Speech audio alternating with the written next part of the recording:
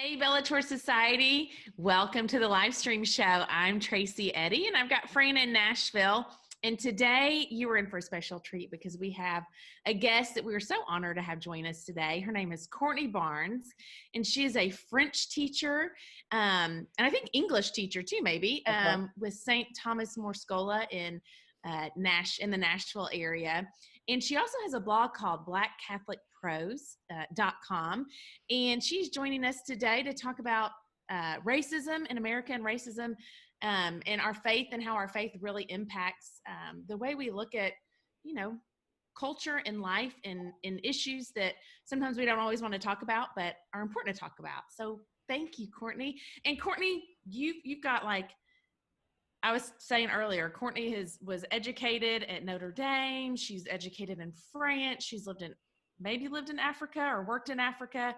Can you tell us a little bit about yourself? Because I will never do justice to all the beautiful places you've lived and worked and or say their names correctly. That's really what I'm saying. I'm trying to give myself a little grace, but yeah. Sure, we could do a French lesson at the end if you'd like. Please do. So I attended Notre Dame. I graduated in 2006 with a degree in philosophy. Okay. And so after actually Notre Dame, I taught at Pope John Paul II High School here in Hendersonville. I taught theology. So that was probably one of the most pivotal moments actually in my journey, because I studied philosophy. I was not originally interested in teaching, but I was interested in theology. So from teaching theology, that was kind of a moment where my love for teaching sparked. Okay. And then, and to backtrack a little bit, so the service trip to Africa was a Notre Dame endeavor for a summer internship, and that was in Benin, and that was translation work. So that was another experience of just experiencing African culture as a Black American is different, and it was another eye-opening experience of what it is to be a Black American versus an African immigrant. And then coming back, I actually discerned a religious vocation with our Dominican sisters here in Nashville, another pivotal moment. So I would really honestly need a flow chart to kind of fill in all the spaces. But the long and short of it is through my studies, and I think through these experiences, God has just really put a desire on my heart to always have the Catholic Church at the center of my frame of reference as I just navigate different experiences. So you have quite a discernment. You had quite a discernment journey. Right. That's awesome. Well, welcome to the live stream, and thanks for joining us. And you and Fran know each other because you taught her children, right? Yes, right. Well, actually, prior to Courtney being an instructor for one of my children at the tutorial, we were co-tutors at the tutorial. So we were colleagues. And I think that's where I first met you, Courtney. And I remember we were talking about, I think, the philosophy and theology departments at Notre Dame. I think that was my question, what's the inside story? So I think that was one of our first interactions. I do want to say this, though, on the front end. Because I think it's a little bit maybe of an elephant in the room, and it's good to get that out of the way. Bellator has been around for less than 2 years. Towards the beginning of that, Courtney and I did have a conversation about her participating in Bellator, and timing is key in everything. And so she hasn't participated in Bellator until now, but I don't want it to seem as though we're going to ask her to come and talk about racism as though this is the first thought we've ever had of you. We have talked about it because you are such a strong, articulate, brilliant Catholic voice. You also happen to be Black, and you happen to be a woman. And so you have things to say about those particular perspectives, but we've been talking about you coming, and I'm just so thankful that the timing is right now. And so we just really appreciate you joining us. No, thank you for addressing that, because I think it's so important to say that when we have these conversations about race and culture, we want to move beyond the whole colorblind mentality that it's obvious that I'm a Black woman. We should acknowledge that.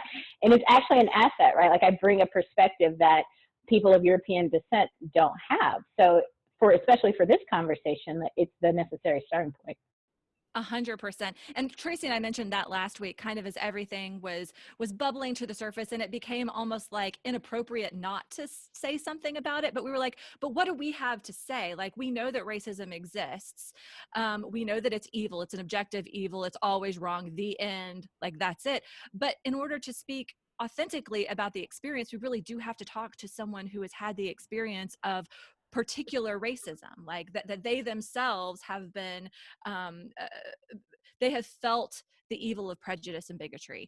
And I would love to start there, if that's okay with you. Like, can you tell us a little bit about your experience of particular racism, and then perhaps your understanding of systemic racism? I would love to hear your perspective on that. Sure. So to begin, I'll start with particular and work to systemic. So I think the most striking experience that I have and that I've written about is that I was at a lecture for education, actually. It was about diverse learners, students who often have obstacles to their learning as far as a learning disability, or even if their culture in some ways can become an obstacle. For instance, people of Hispanic descent who might not know English as their first language. So I was at this lecture, and diversity in general came up, and the lecturer, who was a professor who actually had a graduate education and was teaching this lesson for all teachers, she made a comment in passing that she said that, in Black schools, or if you have Black students in your school, you'll find that Black culture doesn't value education. And that's why students don't perform as well. Black students don't perform as well. And so I was the only Black educator in the room. And so I was immediately put in a position where not only did I have to represent my entire race, I had to correct an ignorance from an instructor, which also puts me in a position of a subordinate, correcting the person who was giving the lecture. And it was just a harmful psychological experience, right? Like, why is it that I have to defend my culture when this should be like common knowledge in America, right? So, I always start from history. So I raised my hand and I said, let's look at history. Let's look at the NAACP. Let's look at the fact that the first move that emancipated slaves made was to secure a right to education. Mm-hmm. Let's look at Brown v. Board. Let's look at the Arkansas 9. Let's look at the fact that Black Americans actually sacrificed their lives to receive an education. So how harmful is it that, literally my grandparents sacrificed? Where is the lack of value exactly? Exactly. So just the fact that why is it that wasn't 2020, that was more like 2016. But why in 2016 do we have to have this conversation? Mm-hmm. Why isn't this more part of the collective consciousness? Right. I think that gets to that systemic question of, we often think, do Black Americans have a slave mentality? Why are we always talking about slavery or bitter or frustrated? And I think that, in 2020, we can say that most people aren't malicious when they interact with each other, but some people do have a culpable ignorance. Mm-hmm. And I think that's what I've encountered more than anything else in my journey, and especially in a work sphere. So as far as systemic racism, I've had bosses that have been ignorant, and I've suffered the consequences of that. And that's directly tied to my income and my livelihood, right? Mm-hmm. So I'm put in a position where all of a sudden I either have to correct my boss's ignorance or suffer economic consequences. Yeah. I want to interject right here a little opportunity to distinguish or to describe and define what culpable ignorance is, because I feel like that is kind of where we are all living right now. Like, we should know better. That's what, you used a theological and a philosophical term of culpable ignorance, meaning that you are responsible for being ignorant. There's some ignorance that you can't do anything about, you can't know that, But in terms of racism and social justice, as Catholics, that is one of the tenets of our faith.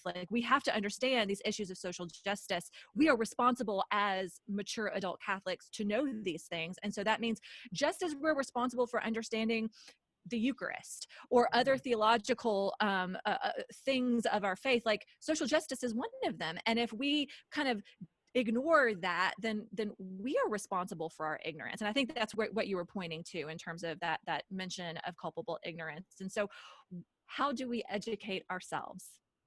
Right. Yeah, I think, again, going right back to American history is the starting point. because I think it's so important to, first of all, acknowledge. I think the first step in remedying culpable ignorance is acknowledging where is there a lack in education, right? And there's actually a concept called compensatory history. When we talk about Black History Month, and people are very quick to say, oh, is Black History Month necessary? You know, everybody's history should be celebrated. Right. Well, no. Why is there a Black History Month? It's because it's compensatory history. It's when the history books were written, we were still in the middle of the civil rights movement in a lot of ways, right? And we're still, you know, working to achieve justice. So sometimes we do have to backtrack and fill in the gaps. And that's what that endeavor is to do. So what do we see? A lot of people don't have knowledge beyond, you know, a third grade understanding of Martin Luther King Jr. or Rosa Parks. You know, do they know about W.E.B. Du Bois and the establishment of the NAACP? Do they know about Booker T. Washington? Do they know about Frederick Douglass? Do they know about 21st century figures like Bryan Stevenson and Ta-Nehisi Coates? Everything did. You're saying really good things, but you're yeah. Well, here, Tracy, we're going to get you back in just a second. We had some testing earlier that we kept losing Courtney, but she always comes back. So we're just gonna keep going with it. We're gonna Oh, here vamp, she is. as they say in musical theater. There you are. So you were saying the 21st century is yes, our 21st century voices. I apologize. I live near a lake, so sometimes there's an in and out. But, the 21st century voices are relevant, and they have made a valid contribution, but many people haven't, you know, supplemented their education beyond the basics that they learned, right? So I think Bryan Stevenson, Just Mercy, is necessary reading. But even if you can't, you know, pick up the book, he has a TED Talk. Go watch the 2-minute TED Talk, okay?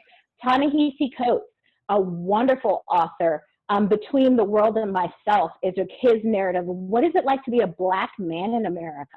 Why are Black men the subject of police brutality? And what kind of fear do Black men live in? And why is that psychologically damaging and harmful? You know, so can I learn about that? And again, if you don't want to read the whole book, he has a wonderful NPR video that you could Google.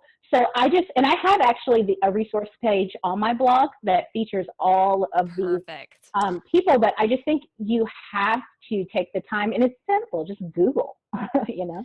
The Just Mercy, didn't that movie just come out on, I think Netflix has it for free right now. If you, do you endorse that movie? Is it a good? I haven't seen it, okay. To be honest. I haven't seen it yet. I've just read the book, and the TED Talk, I think, would even be a place to start before the movie, but I'll definitely check it out and report back. Awesome. And I think it's important also to say that Fran and I love having conversations, and that's kind of why we started a Bellator Society, because we talk about things all the time. But I don't think that I feel like I'm in a place to really add lots of my opinion. So I think it's going to be important, I think, to state on the front end also that this is kind of a listening exercise for us. We want to hear from you. We're going to ask you some questions, but we really want to hear your opinions on you know, everything you know, that runs the gamut of faith and race and, you know, culture, and hopefully we stay away from politics too much, because I don't think that that's necessarily going to help the conversation, because we really are a Catholic organization. So I just wanted to say that real quick, because I'm just sitting here listening, like nodding. And yes.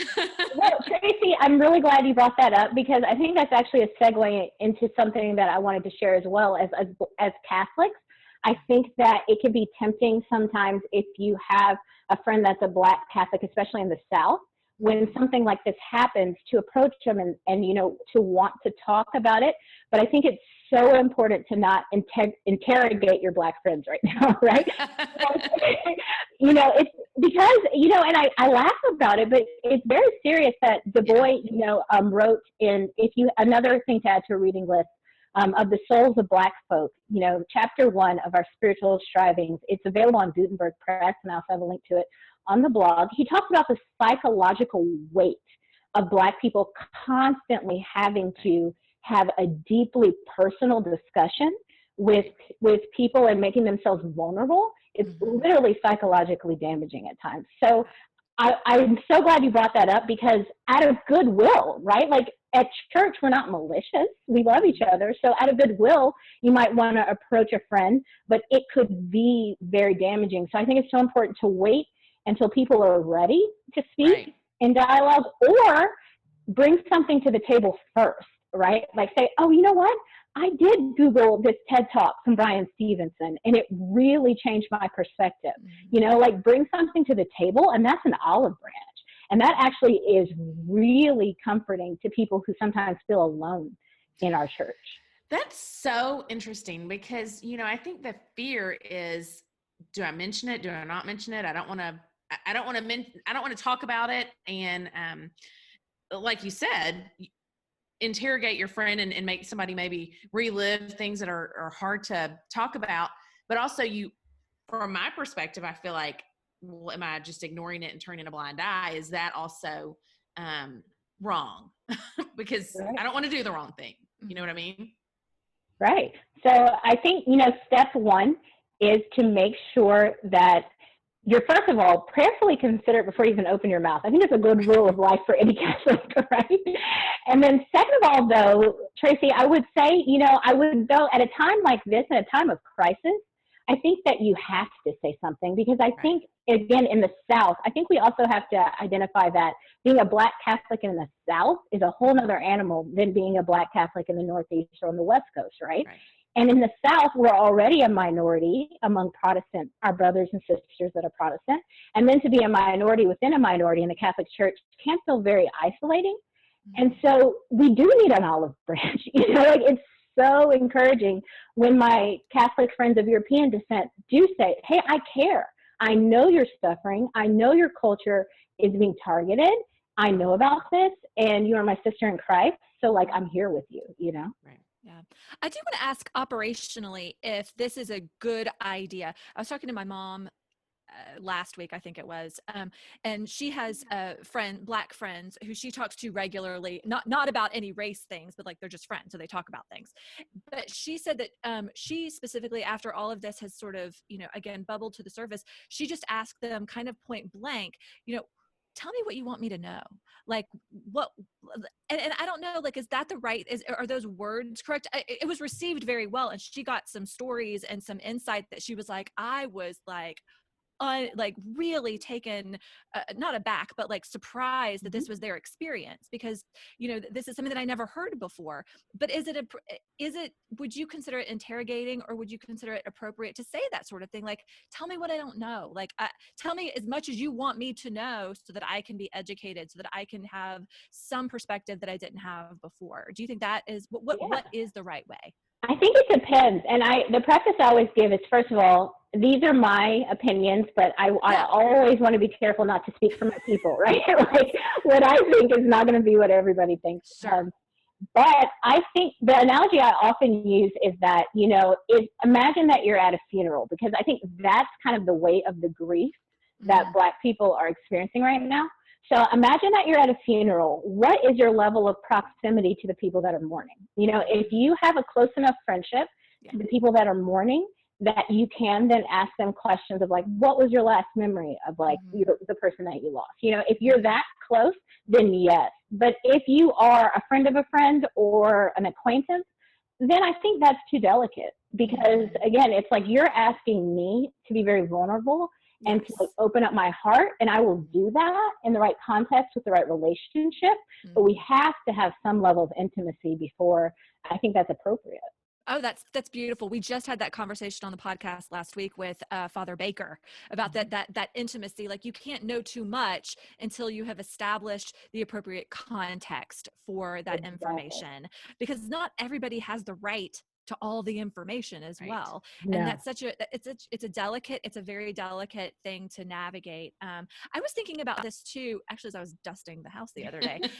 You mentioned that this level of grief, or this feeling of grief, and mentioning that, it's one thing to talk to, where do you fall in that circle of intimacy, and what is appropriate to say. And you said almost exactly what I was thinking, in terms of those of us who have had a family member die very close to us, if someone else that we know, like Tracy's mom died, right? And my brother died. Tracy can say something to me about grief or about the loss of someone, and it falls in a very different place than if, someone who has no idea of what that kind of grief feels like.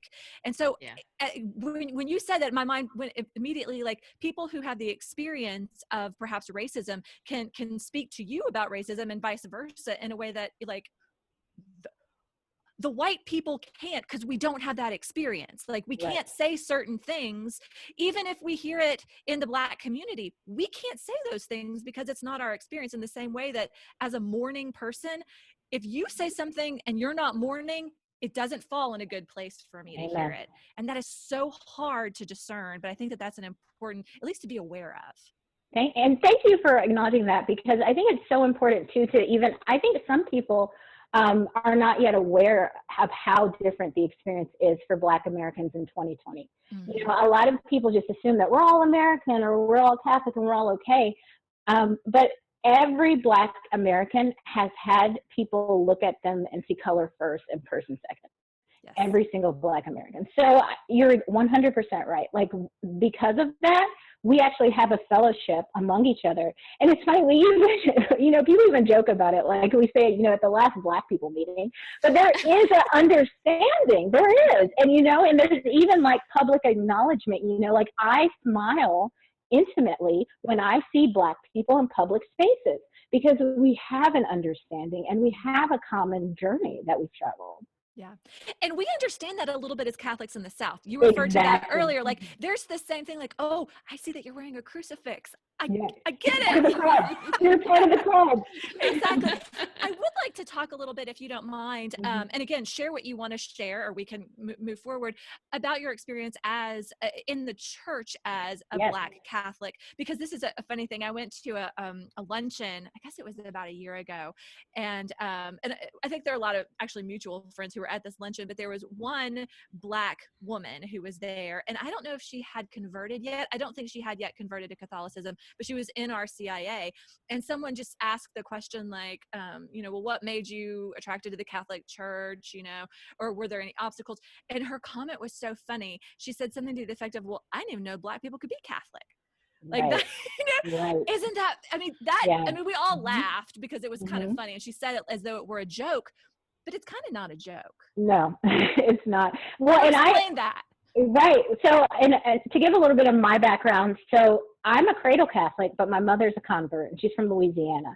So even though, her experience was Southern Catholic as well, Louisiana is so deeply Catholic, parishes instead of counties, that she didn't have even the same experience that I've had in Nashville, and we've dialogued about that to be a Black cradle Catholic in Nashville, I literally refer to myself as a unicorn, because I'm a minority within a minority.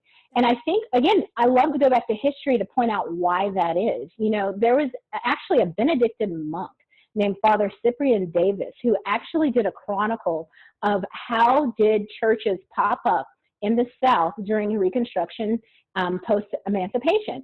And what happened was slave owners often had a church associated either with their plantation, right? Mm-hmm. And so that it started right with Reconstruction, that there was this division.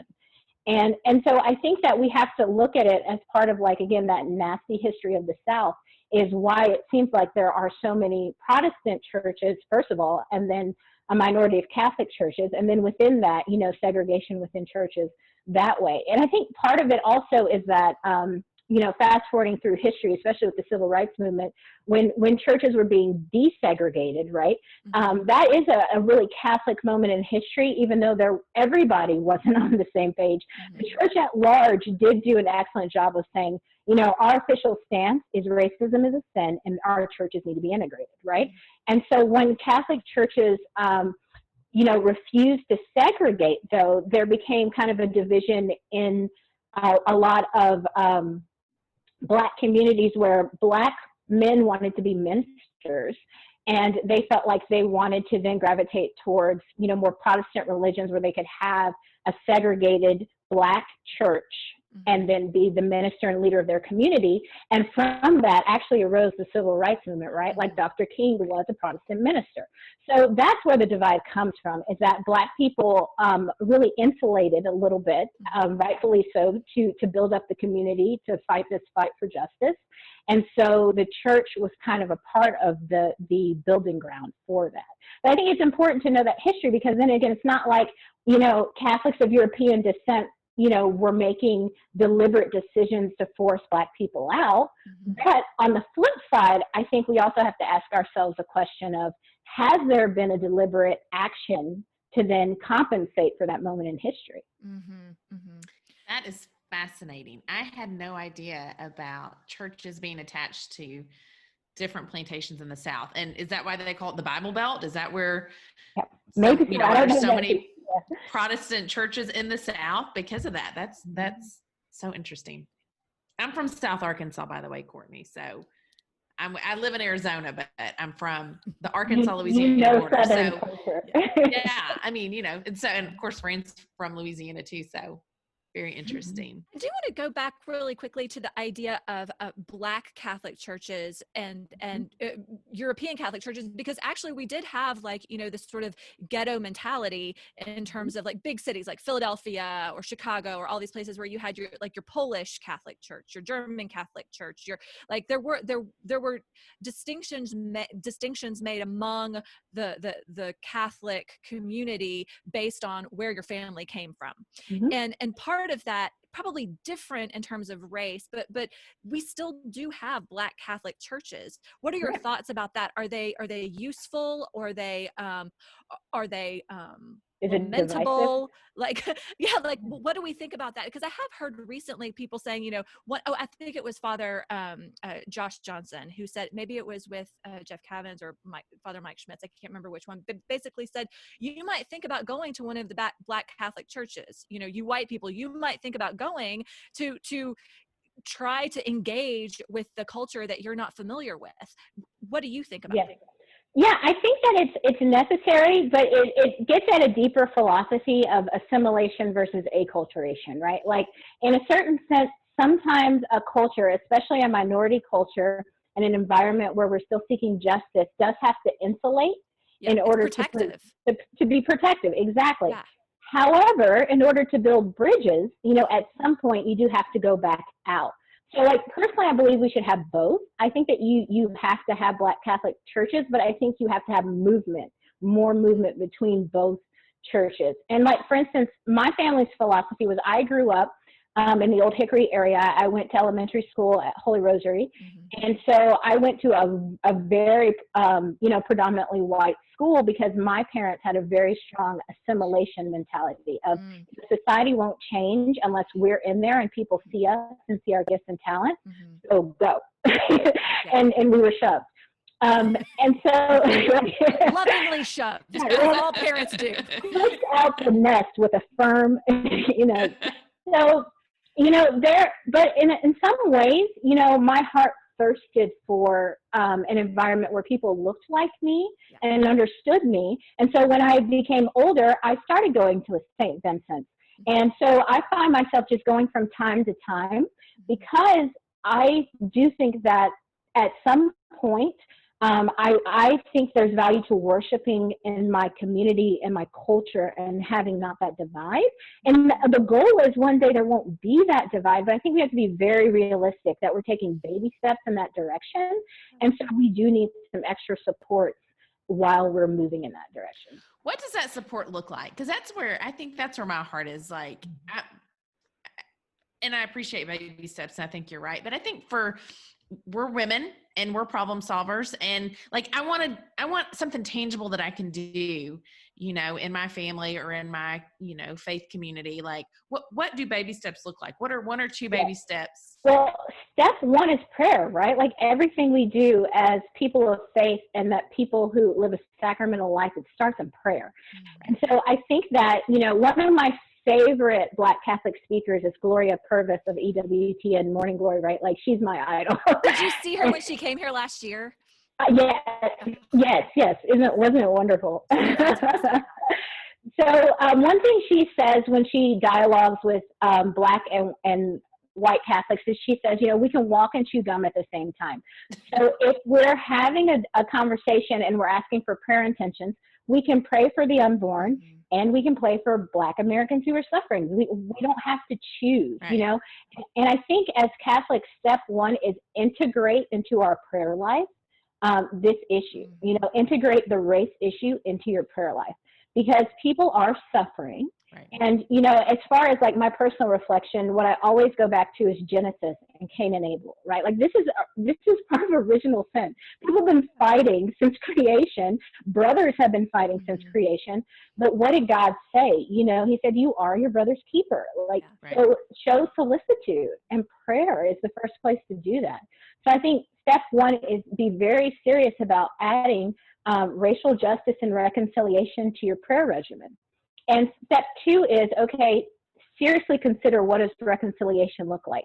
Because as I think Catholics, we're not looking for just justice. Justice is part of it, but we're looking for reconciliation. That's rebuilding a relationship, and that's that motion from God, right? Like that vertical motion. So what does that look like? That looks like, what are my relationships like? Right. Do I have ideas in my mind that I'm ashamed to admit? Like, it's time to confront them. Yeah. When my friends... We have a sacrament for that, by the way. Right? I love it. And when my friends say things, do I speak up? And so I think it's that step two is that personal challenge of, examine, just as Fran was saying, examine with your examination of conscience, examine your mindset, and then be that avenue of change in your sphere of influence. We all have a sphere of influence, right? And especially if you are a person of European descent, and let's be honest, if you do live in a space that's mostly what we call white faces, then be an agent of change in that space. And make sure that you're not silent if someone is saying something that is offensive or ignorant. Or even for the positive, maybe you're not in a space where people are saying something offensive or ignorant, but do you have, a nugget of truth to share of like, hey, you know what, I'm watching the news, I see everything that's going on, and I think that there are a lot of beautiful pieces of Black culture that people don't know about. Do I know about them? Can I share them with my friends in terms of Black film, Black art, Black literature? One of my huge soapboxes is John Paul II talks about how art is how we get to know a culture. Are we consuming Black art? Yes. Like, if we're going to fall in love and rebuild a relationship, we have to consume, those pieces of beauty that God gave us from a particular culture. And we as Catholics, just as you said, it was a thought of John Paul II, but we as Catholics know this just pervasively. That's why we have beautiful churches. That's why we have icons. Like, an icon is a window into heaven. It's into the eternal. And, do we have depictions of Black Catholic saints? In our churches? Like, that's something that I hadn't thought about that really, seriously until very recently. And I thought, well, goodness gracious, we really don't. Like, and of course we have the beautiful stories of Josephine Bakhita and St. Martin de Porres, but like, who are the other Black Catholic saints that we need to know about? Like, I'm asking you specifically. Yes. Who are the ones that you look to that you're like, you need these people in your church family. You need these people in your life. Who can we pray to? And Black American saints, that's what I also speak to as well, because again, like you said, Bakhita and Martin de Porres are so important. And of course, Martin de Porres is South American, but if we're talking about our continent and our struggle, we need Black American saints. And the truth is they haven't been canonized yet. Yeah. But who we're looking at right now is Servant of God Augustus Tolton, right? Like the first Black priest to be ordained for America. He's actually ordained in Rome for America because America wasn't ready to ordain him. He was a serious victim of discrimination. And so Augustus Tolton has to be number one. And I think that, to get back to your point, Tracy, too, can be an action point for all of us as Catholics. We need his cause. We need to pray for his cause, and it needs to happen. It needs to happen now. And oh my gosh, Black Catholics have been praying for him for like decades. I know this. Yes. That's awesome. Okay. Get on board. Come on. I am now. Yeah. So Augustus Tolton, number one. But there are others. There's Sister Thea Bowman, who was a religious sister. And there are actually several religious sisters who were associated with the Josephite order. And I feature them on my blog as well. So I don't have all their names on the tip of my tongue, but I think Black American saints have to be a focal point for us.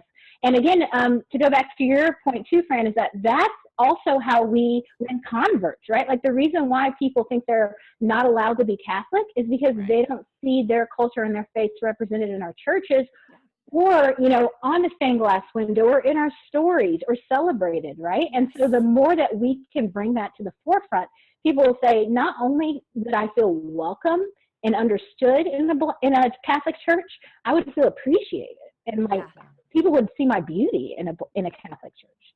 Yeah. I love that. Fantastic. We need to learn these people's stories. I have them written down, and we might even need to do like a live stream or a podcast on their stories just specifically. So maybe you might come back and tell us a little bit more about what you know, because obviously you know more than we do in that regard. But we're going to be closing up the live stream and moving on to the podcast very soon. I just want to say for everybody who's watching, if you have any questions for Courtney that you would like to have addressed, if she's willing and able to answer, then we might do that on the podcast. So if you want to put that in the comments of our live stream now, then we can present those to her, or even let her respond via the blog if you want to do that, Courtney. I don't want to commit you to anything. But there might be questions that other people have that we haven't asked here, and I'd like to, at least put them on the table if they're addressable. But as we close up, Trey, did you have one more thing to say? Well, I wanted to talk. So we talked about the saints, and you talked about art, and I think that's part of Bellator Society's mission, is to bring truth, beauty, and goodness, because it's kind of a common language. We all like beautiful things. We all are searching for the truth. Do you have a favorite Black artist that you, especially or specifically Catholic? Any Catholic artists that do beautiful Catholic work? There's actually a local, I'm sorry, I don't have a Catholic one. I'll have to look one up. Oh, no, that's okay. I'm not trying to put you on the spot, but. There is a local artist that I love named James Threadkill. And he does, I can share a link maybe via you all. He does beautiful art of important figures of civil rights history. And you can actually find him in North Nashville. There are a lot of treasures in North Nashville, of course, which, I always do the plug for North Nashville. It's civil rights history right here in our backyard. Yeah.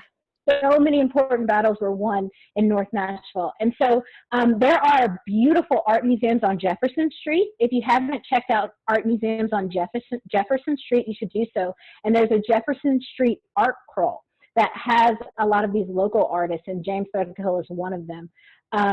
But I would have to say he's my number one for sure. I love supporting local. That's good. Mm-hmm. Me too. So we are going to close up the live stream, but I just want to ask one more question, and it's actually kind of two parts.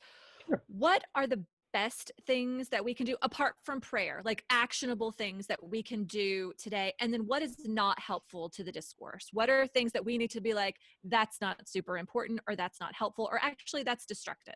What would you say if you had to, and you can give us one, you can give 2, 3, whatever, just tell us what you think. What are our action items, and what are things that we need to avoid? Sure. I'll start with the not helpful and end with the positive. Yeah, cheer us up. Yeah. So I think what's not helpful is any spirit of resistance to the pursuit of justice right now. I think, what can't be said enough is that like civil rights in America was not ushered in with like this unanimous spirit of agreement, right? There was resistance. And I think what a lot of Black people are feeling right now, and it's really harmful and hurtful, is that like when we try to have these conversations, a lot of people will then, throw up those political banners and resist, a notion that change does need to happen, and it might be, for instance, I'll give a very specific example. When we're talking about, for instance, reforming police, a lot of people have police in their families, which as do I. And so all of a sudden, if a Black person is saying, someone died and we need justice for a murder, if the first thing out of your mouth is, we have to support the police. Okay, listen, we all love and support our police. We get it. Mm-hmm. However, someone died. So there's something we can do about that. So I think what's not helpful is to throw out like those political sound bites or any resistance to what's being said. Even if you don't agree, can you, and again, being mindful of what happened in American history, because you listen first? Yeah. If you don't agree, and maybe hold your tongue. Hold your tongue. Yeah. Isn't that true? The virtue of silence is something that I feel is very overlooked in our society, just in general. Like, we're so quick to type it, to record it, to make it, make our voices heard. And I really do feel like it is an act of humility. It is a practice of humility, just to be quiet for a little bit. Well, and if you start a conversation with disagreement, it's dead. Yeah, It's, it's not going to go anywhere. So that's not very helpful at all. Right. And then for the action piece, I'm just going to go to back to what we said earlier with, I think, being that positive voice in your sphere of influence is really where we have to start. I think that a lot of people of European descent don't understand like how much power you have. A lot of people don't understand, how much power you have just in your friends and in your community and in your circle. So again, I think the greatest action point you can have is to go back and take a closer look at history or Black art or a Black saint. And the next time that you're in a room full of people who look just like you, speak about it. Because I think what's so hard is that it's like Black people get on our soapbox and talk about our culture and all this. It's so much more powerful from a peer. In the same way that I need my peers, and that's why I go to St. Vincent's from time to time, your peers need you, and they need to hear from you about how valuable other cultures are.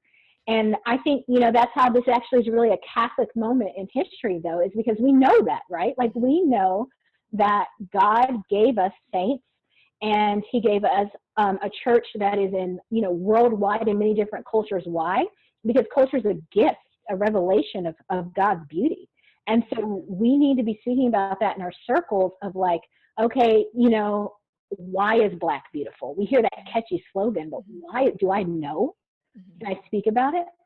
Yeah, I love that, because I think that what you're saying is we need to elevate the conversation at all times about racism, about the whole ethos of human dignity in general. And it's not enough just to not say anything that brings people down, but really our objective as Christians in the world is always to like virtue. It's always above the baseline, above the catch net. Like, we're not just a supposed C, not just a C. We want above average. Exactly. And Amen. if we can all just lean into that a little bit and figure out how we are elevating the conversation, how we are practicing virtue in our daily lives. You said it better than I did. So thank you. Thank you all for this time. It is a treasure and a gift.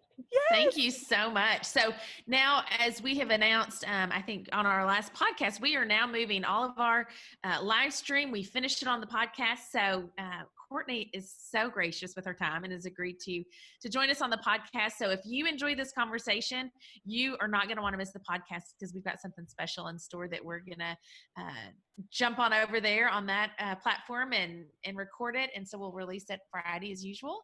And we just appreciate your time. And for everybody watching, again, if you've got any questions, you might want to type them in real quick. And that way we can maybe address a couple of those on the podcast.